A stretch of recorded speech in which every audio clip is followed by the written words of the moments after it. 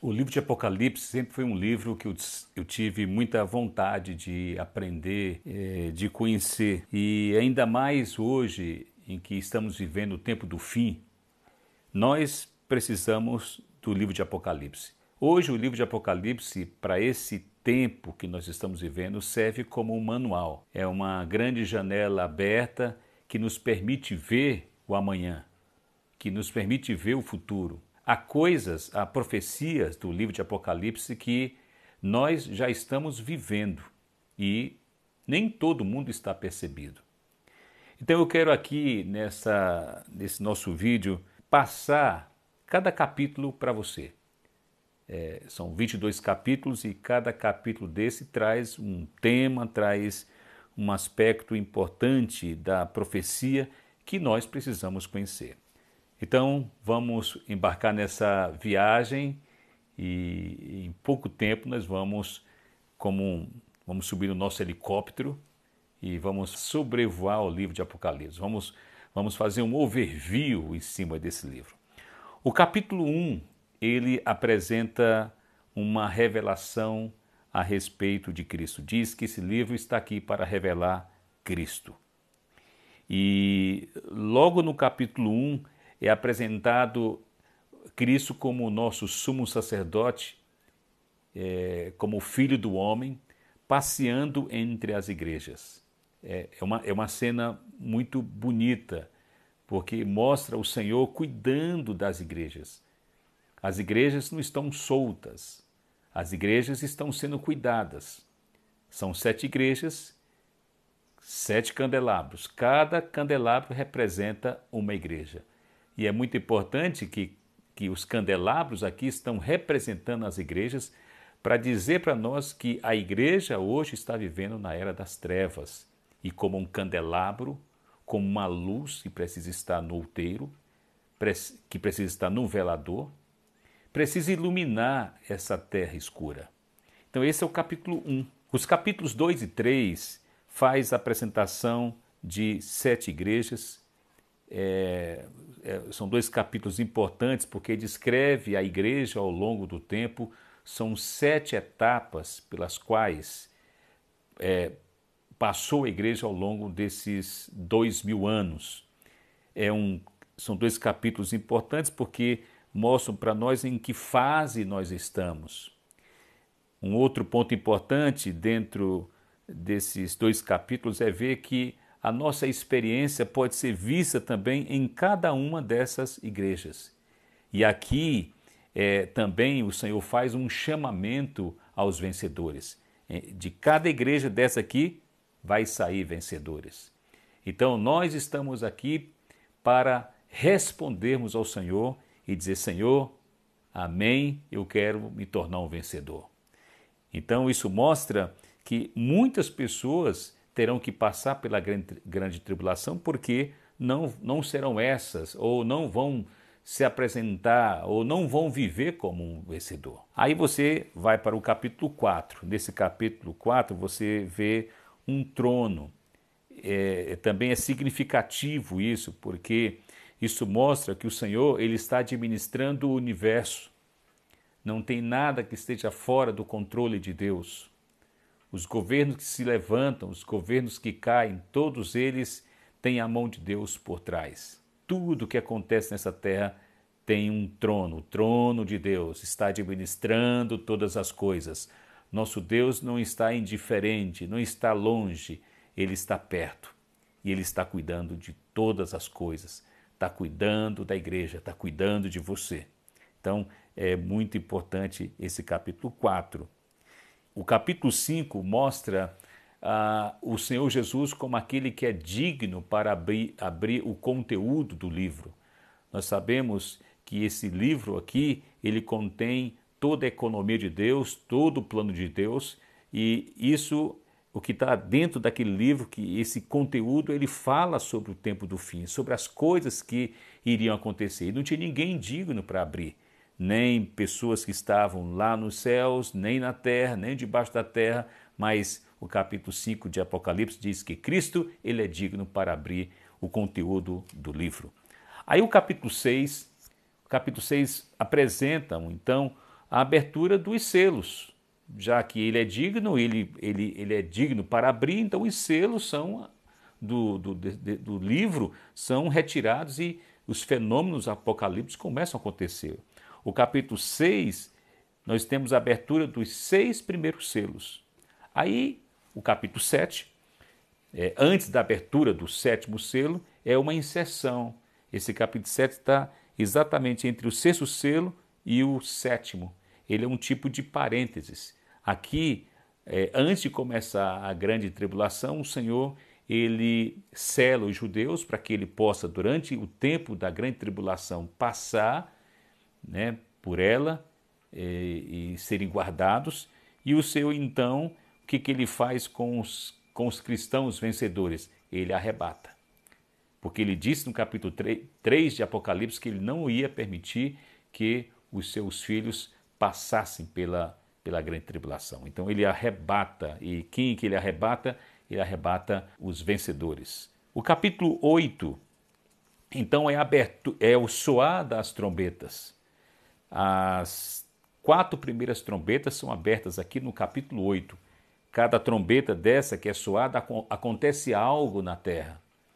Então aqui é o julgamento de Deus sobre a terra, ainda não é sobre o homem.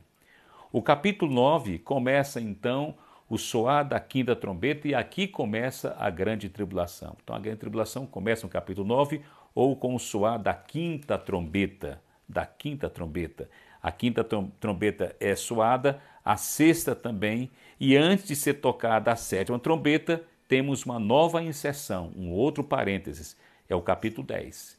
Nesse capítulo 10 nós vemos Cristo tomando posse da terra. É uma imagem maravilhosa que você precisa ver. O Senhor pisando os mares e pisando a terra, indicando que Ele é o dono do universo, Ele é o dono dessa terra, por isso que Ele marca território pisando sobre esses 2 lugares aqui, indicando que Ele é o Senhor dessa terra. Ele está aqui tomando posse da terra. Então esse é o capítulo 10.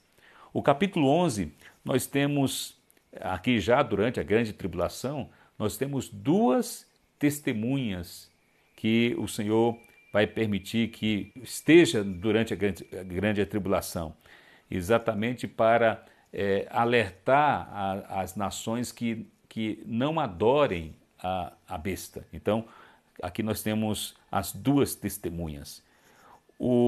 E ainda no capítulo 11 você tem a 7ª trombeta que é tocada e aqui nós temos o reino deste mundo sendo tomado e o reino de Cristo sendo estabelecido. Tudo no capítulo 11.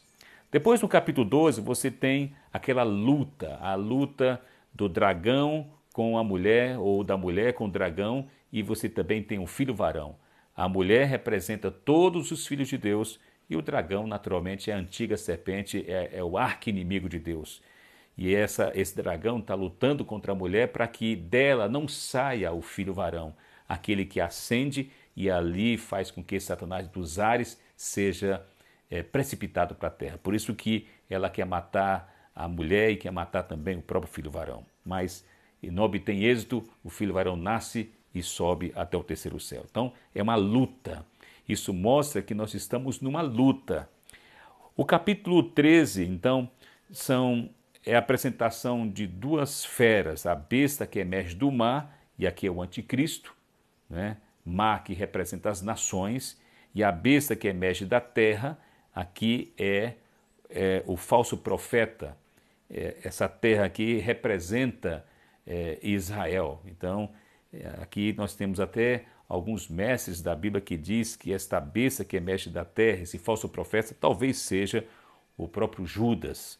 E ele, porque ele tem a aparência de cordeiro, mas na verdade ele diz coisas terríveis. Então esse é o capítulo 13, fala sobre essas 2 feras, essas 2 bestas, o anticristo e o falso profeta. O capítulo 14 fala das primícias. As primícias são os vencedores que sobem para o trono de Deus. Então, na primeira leva dos arrebatamentos, que vão ser exatamente no início da grande tribulação e outro no final, esse primeiro arrebatamento, quem sobe para o trono de Deus? o filho varão e as primícias. Então, o capítulo 14 fala das primícias e mostra as características daqueles que vão subir. O capítulo 15 mostra a vitória dos cristãos que passaram pela grande tribulação. São aqueles que passaram pela grande tribulação e venceram a besta e venceram também o falso profeta. Então aqui nós temos os cristãos que passaram pela grande tribulação. Capítulo 16 é um capítulo que fala sobre o derramar das 7 taças sobre o mundo inteiro, sobre os pecados, os pecadores, sobre o falso profeta, sobre o anticristo. Então aqui a cólera de Deus é lançada sobre a terra. Você tem 7 flagelos sendo derramados sobre a terra. O capítulo 17 é um capítulo também importante, porque fala sobre, fala sobre o julgamento dessa grande meretriz. O capítulo 17 fala sobre a Babilônia religiosa, fala das religiões, de todas as religiões do mundo, todas aquelas que buscaram artifícios, buscaram maneiras próprias, que estavam adorando criaturas, estavam imaginando que podia escolher o seu Deus para adorar, adorando barro, adorando sol, adorando estátua, usando mecanismos humanos para se aproximar do divino, imaginando que Deus não se importasse com isso. Então a religião como um todo vai ser julgada aqui no capítulo 17. E o capítulo 18 é a vitória, também a vitória sobre o mundo. Aqui o mundo, a Babilônia material, o mundo vai ser julgado. O comércio, a ganância, tudo que o homem conquistou não tem valor nenhum. Então, tanto a Babilônia religiosa, as religiões vão ser julgadas no capítulo 17, como o próprio mundo vai ser julgado no capítulo 18. E no capítulo 19 você tem aqui as bodas do Cordeiro. Aqui, lá no primeiro céu, ali nas nuvens, quando o Senhor sair do trono e for até os ares com o filho varão e as primícias, e ele então, no final da grande tribulação, ele sobe com a última leva dos seus crentes. Ali ele estabelece o tribunal de Cristo. Depois que ele julga, ele faz a separação, né? Quem vai para as trevas exteriores e quem vai descer com ele. Antes disso, nós temos as bodas. E então, depois das bodas, ele desce para tomar posse da terra. Esse é o capítulo 19, as bodas, a festa de casamento de Cristo com seus vencedores.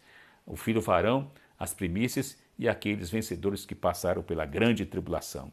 O capítulo 20, você tem aqui uma definição sobre o reino milenar, o Senhor tomando posse da terra. Aqui o capítulo 20 mostra isso. E também mostra a prisão de Satanás, não é? E o estabelecimento do reino. Claro que para ver o reino, Satanás precisa ser preso. Então o capítulo 20 trata disso tudo. E o capítulo 21 e 22 falam da Nova Jerusalém.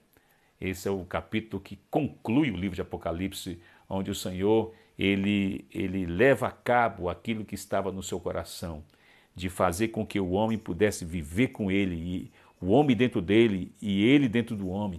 Essa mistura perfeita aqui foi representada por essa cidade de ouro, né? Que é exatamente Deus habitando no homem e o homem habitando em Deus por toda a eternidade. Então esses são os 22 capítulos de Apocalipse.